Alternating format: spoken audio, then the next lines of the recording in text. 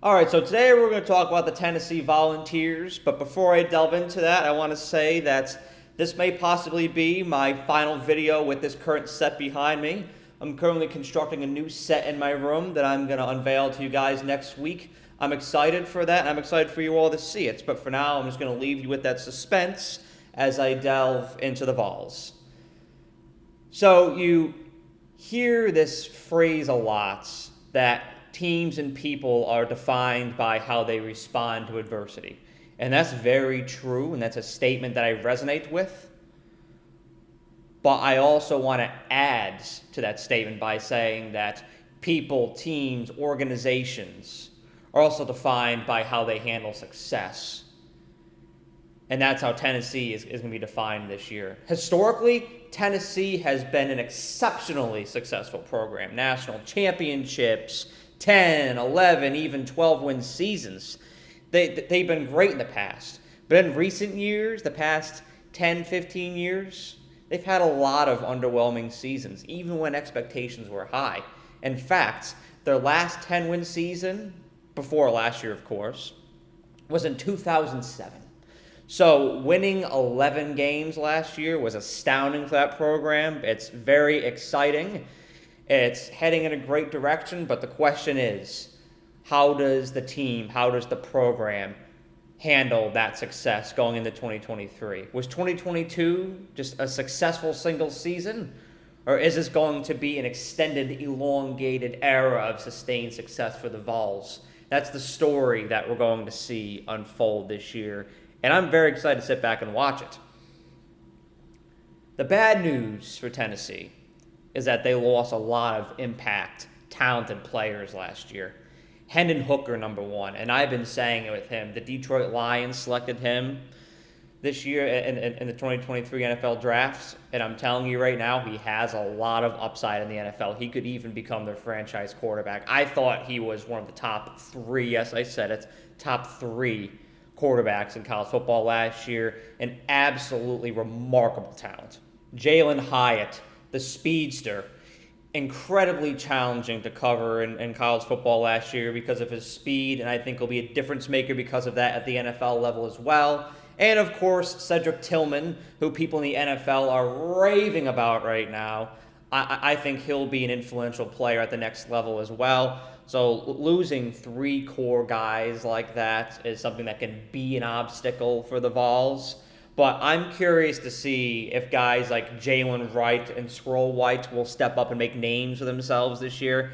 Because just because guys depart and leave for the NFL doesn't mean that others can't step up and flourish and grow into their own either. They have the potential for that this year. Tennessee has a lot of talented guys in that locker room right now. I can guarantee you that. Now let's talk about Joe Milton, who's expected to be Tennessee's starting quarterback this year. He's a very boom or bust quarterback, if you ask me. There's a lot of upside. There's a lot of potential. He is remarkable, phenomenal, incredibly talented. He has an absolute cannon of an arm. I saw a video the other day where he literally just chucked a ball 70 yards downfield standing up. Not even putting a lot of force into it, just standing. His typical mechanics, just like a javelin right down the field. It was unbelievable, just standing upright. His deep ball is excellent. The accuracy of his deep ball is great as well, I must say. But what concerns me about Joe Milton is he's one of those quarterbacks that doesn't trust his first read a lot. He can hold on to the ball for too long. He'll make the right reads, but then he'll look somewhere else, and then before you know it, the play is breaking down, and you have to throw the ball out of bounds or into the dirt, and then it's over. So that's a concern of mine. His decision making, sometimes he can have turnovers, sometimes throw interceptions, and his mechanics are something that has needed work over the years. But I did start to see some improvement in it last year when the Vols played Vanderbilt and of course Clemson. So there's a lot of upside. There's also a lot of potential downside. So it all depends this year on what side prevails with Joe Milton. He's either going to be incredible or it's going to be an underwhelming year for him. And his contribution, his production is something that's going to be integral to the Vols' success in 2023. Now, the schedule is something else that I want to cover when it comes to the Vols. Having to go to Tuscaloosa to play Alabama this year instead of hosting the Crimson Tide like the Vols did last year, that's a magnificent challenge. I can guarantee they'll be going into an absolutely brutal environment at Bryant-Denny this year. Tide fans are waiting. I guarantee you that. I live here, and I can tell you people are already talking about that game. That atmosphere is going to be absolutely ruthless. The good thing is that the Vols host Georgia, and I really believe at that time that they'll still be in a viable position. They'll be in a position where they could be competing for a spot to play in Atlanta when they host Georgia this year. So that's huge.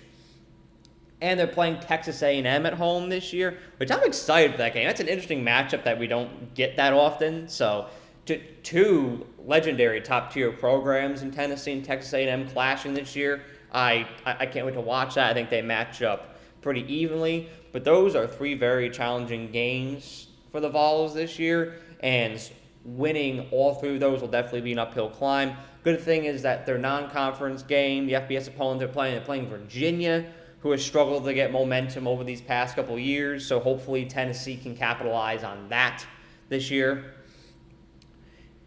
Overall, I think that, hear me out here.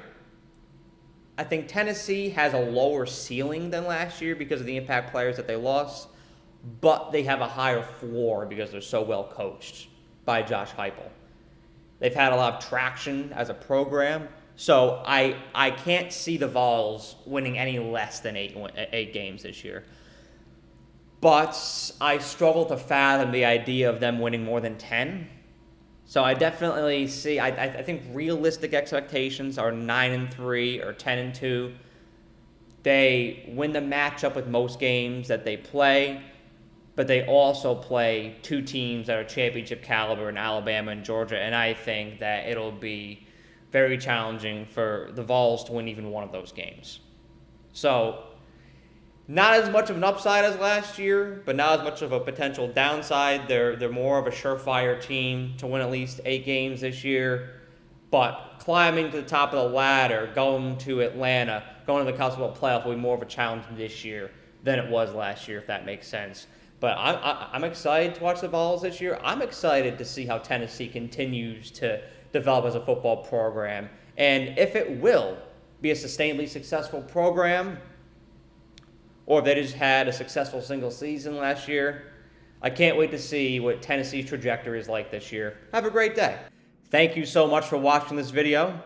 I really appreciate you and the time that you took out of your day to watch the video. And if you enjoyed it, please be sure to like the video and share it, as well as subscribe to The Era.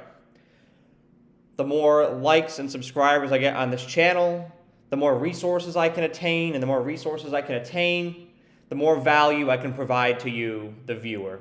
And that is how I show my appreciation for you for the time that you devote to watching my videos. So thank you so much, and have a great day.